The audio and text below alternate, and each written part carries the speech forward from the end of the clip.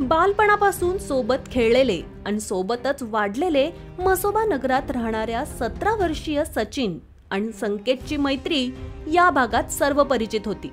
या दोघांचं सख्य बघून हे मित्र नव्हे तर अनेकांना सख्खेच भाऊ वाटायचे।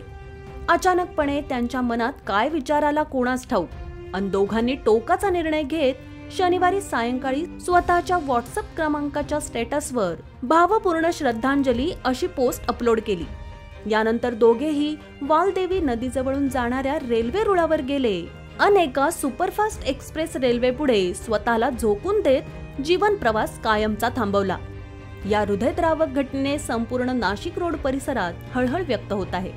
चेहडी पंपिंग गीते मळ्यात असलेल्या म्हसोबा नगरात सचिन दिलीप करवर वय वर्ष 17, संकेत कैलास राठोड वय वर्ष 17 हे दोन्ही बालपणीचे मित्र होते। दोघांच्याही कुटुंबाची परिस्थिती फारशी चांगली नसून जेमतेम आहे।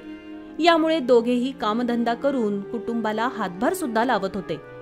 सचिनचे वडील मालधक्का येथे मजुरी करतात तर संकेतचे वडील मिस्त्री काम करून आपला उदरनिर्वाह चालवतात। या दोघांनी नुकतीच 11वीची परीक्षा उत्तीर्ण केली होती।